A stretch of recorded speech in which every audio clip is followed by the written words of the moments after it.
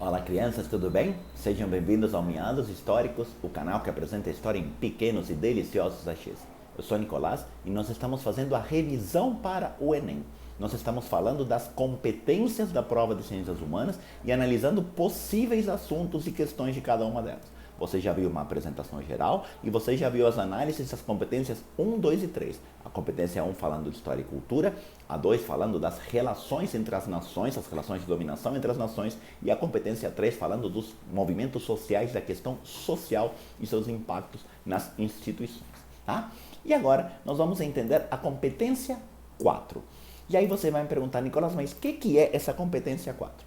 Essa competência 4 ela vai falar a respeito das transformações técnicas e tecnológicas e seu impacto nos processos de produção, no desenvolvimento do conhecimento e na vida social.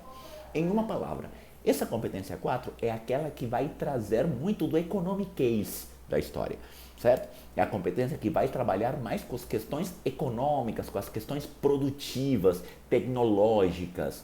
Sim, a competência 1 ela era extremamente cultural, o foco era a cultura. Na competência 2 eram as relações de dominação entre as diferentes nações. Na competência 3, o foco eram as questões sociais e agora o foco está na questão tecnológica. É claro que as coisas se conversam. É claro que a estrutura social ela depende da estrutura econômica. É claro que a estrutura econômica condiciona os movimentos culturais. Tudo isso se relaciona. Mas, como eu te disse, a prova do Enem ela é uma prova que vai avaliar a sua capacidade de usar as diferentes ferramentas que você tem, que são as habilidades. Tá? Nessa competência da área 4, de novo, 5 habilidades. Identificar registros sobre o papel das técnicas e tecnologias na organização do trabalho e da vida social. Analisar fatores que explicam o impacto de novas tecnologias no processo de territorialização da produção. Analisar diferentes processos de produção ou circulação de riquezas e suas implicações socioespaciais. Reconhecer as transformações técnicas e tecnológicas que determinam as várias formas de uso e apropriação dos espaços rural e urbano e, por último, selecionar argumentos favoráveis ou contrários às modificações impostas pelas novas tecnologias à vida social no mundo do trabalho. Tudo isso dentro dessa lógica mais econômica que eu te falei. Pois bem, e aí você vai me perguntar, Nicolás, mas o que eu posso encontrar de questões dentro dessa competência? As transformações econômicas decorrentes da passagem da alta para a baixa idade média. Isso é muito importante, isso é muito comum de aparecer. Associar a alta idade média a uma vida mais agrícola e a baixa idade média, desculpa, a uma vida mais comercial. É muito comum de aparecer. Sempre com cuidado, que eu vou repetir até você cansar. Não é que alguém apertou um botãozinho, desligou o feudo e de repente brotaram cidades. Isso é um processo que vai levar séculos para se concretizar. Mas essas transformações são muito comuns de aparecer dentro dessa competência 4, afinal de contas, houve sim transformações tecnológicas e produtivas que vão alterar completamente uma estrutura. Certo? A estrutura comercial mercantilista da Idade Moderna é muito comum de aparecer também, inclusive fazendo um contraponto do que era o mercantilismo do século XVI com as ideias liberais iluministas, a intervenção do Estado na economia. Olha a economia em foco, certo? Isso é bastante comum de aparecer, apareceu ano passado. É claro que se a gente está falando de transformações técnicas e tecnológicas, a Revolução Industrial não pode ficar de fora. A Revolução Industrial é, de longe, a maior de todas elas. E estamos falando tanto da primeira, quanto da segunda Revolução Industrial. Tudo isso faz parte dessas transformações e certamente aparecerá na prova. Apareceu ano passado, mas apareceu a questão social, uma questão que falava de uma revolta por conta do preço da batata, era uma questão que falava dos cercamentos. Aí era a Revolução Industrial numa pegada mais competência 3, uma pegada mais social. Tá? A crise de 29. A crise de 29 é um assunto clássico para abordar essa questão econômica. Seja a crise em si, seja o New Deal, a solução da crise. Certo? De novo, a relação entre o Estado e a economia, olha como isso é importante. A crise de 2008 em comparação com a crise de 29, isso já apareceu. Tá? E aí você vai me perguntar, Nicolás, e no Brasil? No Brasil, essa competência 4, na história do Brasil, ela pode aparecer em questões de Vargas, afinal de contas, Vargas vai alterar a estrutura econômica do país, fazer uma comparação entre o que era o modelo agroexportador com o modelo industrial, ou até mesmo na República Liberal Populista, os modelos de desenvolvimento, o nacional desenvolvimentismo, o liberal desenvolvimentismo, aquela briga infinita entre a UDN e o PTB, faz parte dessa lógica mais econômica. Tá? De novo, essa lógica econômica não se desvincula das outras competências, mas aqui o nosso foco vai ser a economia. Beleza? Questões a respeito dessa competência. 3 questãozinhas para a gente analisar e perceber as possíveis formas de perguntar aqui. Olha o que eu te disse da Baixa Idade Média. O texto aponta para a relação entre o aperfeiçoamento da atividade pastoril e o avanço técnico na Europa Ocidental feudal, que resultou do quê? Qual é a causa dessa relação? Tá? E aí o texto te diz o seguinte: mas era sobretudo a lã que os compradores vindos de Flandres ou da Itália procuravam por toda parte.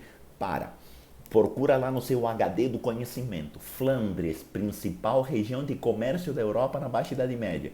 Itália, Gênova e Veneza, principais centros comerciais da Europa na Baixa Idade Média. Para satisfazê-los, as raças foram melhoradas através do aumento progressivo das suas dimensões. Esse crescimento prosseguiu durante todo o século XIII. Século XIII, Baixa Idade Média. As abadias da Ordem de Cister, onde eram utilizados os métodos mais racionais de criação de gado, desempenharam certamente um papel determinante nesse aperfeiçoamento. E aí, mais uma vez, aquilo que eu te disse agora há pouco, quando eu te falei, cuidado para não achar que a transformação é imediata, que de repente desaparece a estrutura da Alta Idade Média. Não, você tem resquícios feudais, criação de animais, criação de ovelhas, certo? Mas você já tem uma nova estrutura, porque essa criação de ovelhas, essa estrutura mais rural, atende uma necessidade comercial, atende uma necessidade urbana. E ele te pergunta, o texto aponta para a relação entre o aperfeiçoamento da atividade pastoril e o avanço técnico, resultado do quê? E aí você vai dizer, alternativa a crescimento do trabalho escravo. Jesus de bicicleta. Não, cada vez mais está se desenvolvendo o trabalho livre, não pode ser trabalho escravo. Desenvolvimento da vida urbana, bom potencial. Padronização dos impostos locais, cuidado aqui. Alternativa C, historicamente está errada? Não. De fato, a padronização dos impostos é uma característica da Baixa Idade Média. Agora, isso causa o aperfeiçoamento da atividade pastoril e a relação entre o aperfeiçoamento da atividade pastoril e o avanço técnico na Europa? Não. São duas coisas que acontecem em paralelo, mas não tem relação alguma. Tá? Então, cuidado com a alternativa C. Uniformização do processo produtivo. Porque aí você se empolgou-se. Isso é revolução industrial, isso é lá na frente. E desconcentração da estrutura fundiária, você imagina uma reforma agrária feudal, aí não faz o menor sentido. Tá? Então, alternativa certa, B de batata frita, desenvolvimento da vida urbana, a urbanização como sendo a causa desse processo. Tá? Segunda questão, essa questão é bem divertida.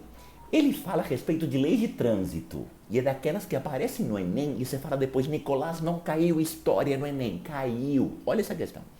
O processo descrito alude à necessidade de atualização da legislação conforme. Vamos ler.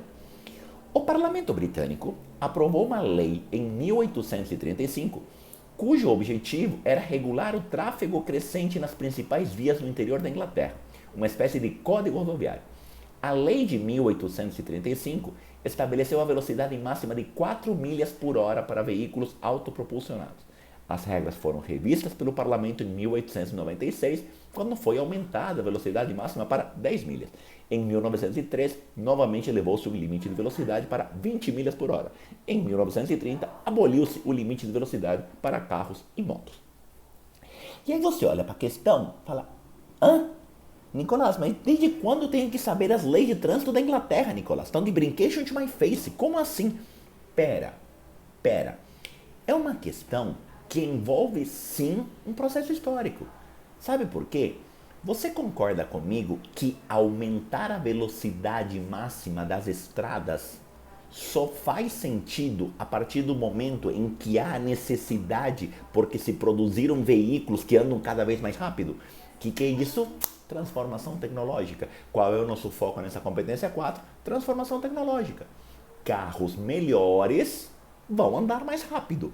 E se os carros andam mais rápido, é necessário rever a velocidade das rodovias, adequar as rodovias às transformações tecnológicas. Pronto, resolveu uma questão. Alternativa certa, alternativa A de azeitona. Tá? Precisava ser PhDs em trânsito inglês? Não, precisava usar aquele aplicativo maravilhoso que Deus te deu chamado Cérebro. É claro que só é necessário rever a velocidade máxima de uma rodovia quando há carros que alcançam essa velocidade. Não tem nada a ver com renovação do Congresso, não deveria ser uma questão de interesses políticos, muito menos os modos de produção, e a opinião pública não deveria ter nada a ver com isso. Portanto, alternativa certa, alternativa A de azeitona. Tá? 3. E aqui eu peguei essa questão para te mostrar um pouquinho da crise de 29 também. Olha só. A grande depressão econômica que se abateu nos Estados Unidos e se alastrou pelo mundo capitalista deveu-se ao. Ou seja, ele quer saber uma causa da grande depressão. Tá? Mas a Primeira Guerra Mundial foi seguida por um tipo de colapso verdadeiramente mundial, sentido pelo menos em todos os lugares em que homens e mulheres se envolviam ou faziam uso de transações impessoais de mercado. Na verdade, mesmo os orgulhosos Estados Unidos, longe de serem um porto seguro das convulsões dos continentes menos afortunados, se tornaram o epicentro deste que foi o maior terremoto global medido na escala Richter dos historiadores econômicos, a Grande Depressão do entreguerras. Certo? Essa questão é uma das raras questões do Enem que não dava para resolver apenas com as informações do texto. Aqui sim precisava de repertório. Para essa questão ser resolvida, você precisava voltar no tempo e lembrar. Bom, beleza. Crise de 29, Estados Unidos pós Primeira Guerra Mundial. Estados Unidos tem um período de crescimento econômico, certo? Que está associado com um processo de aumento da produção por conta das exportações. Porém, esse aumento da produção associado a um fenômeno especulativo vai gerar uma crise de superprodução. Superprodução que se consolida a partir do momento em que a Europa diminui as importações, começa a sobrar produto nos Estados Unidos. A partir do momento que sobram produtos, começam as demissões para corte de gastos, reduzindo o consumo interno, já não se vende para fora, o mercado interno diminui, a superprodução se torna cada vez maior, começam as falências. Ao mesmo tempo, o mercado financeiro sofre o colapso disso, certo? Se você tem dúvidas a respeito da crise de 29, sugiro que você procure aqui no canal. Lá tem 2 vídeos a respeito da crise de 29, especificamente uma aula sobre isso, se você quiser mais informações sobre o assunto. Certo? E aí ele te pergunta qual é a causa disso. E a única resposta que faz algum sentido é a alternativa A de almôndega, a produção industrial norte-americana ocasionada por uma falsa perspectiva de crescimento econômico pós Primeira Guerra Mundial. Letra B falava de vitória alemã na Primeira Grande Guerra, o que não faz o menor sentido porque a Alemanha perdeu a Primeira Guerra Mundial. C. O desencadeamento da Revolução Russa e a formação de um novo bloco econômico capaz de competir com a economia capitalista. Mano, para porque você se empolgou na história. A Guerra Fria é pós-Segunda Guerra. Estamos no entre guerras. A Revolução Russa não tem nada a ver com a crise de 29. A única coisa que dá para estabelecer mais para frente, até porque a Revolução Russa foi lá atrás, é que a crise de 29 não afeta a Rússia, já era a União Soviética no caso. A crise de 29 não afeta o mundo soviético, mas daí a dizer que se relaciona, Guerra Fria não é nada disso. D, a Guerra Fria. Guerra Fria pós-Segunda Guerra, o texto te fala entre guerras. E, tomada de medidas econômicas pelo presidente norte-americano Roosevelt, conhecidas como New Deal, que levaram à crise econômica no mundo. Não, o New Deal foi a tentativa de resolver a crise, aumentando a intervenção do Estado na economia, o que não havia no modelo liberal tradicional pré-crise de 29. Ou seja, essa competência 4, ela vai analisar tudo que for mais econômico e tecnológico e os impactos, mas focando aqui na questão econômica, na questão bem técnica da economia. É claro que aqui existe uma interdisciplinaridade com a geografia e em alguns momentos com a sociologia, mas o foco aqui está na questão produtiva e tecnológica. Beleza? Tchau, tchau, obrigado. Até o próximo vídeo.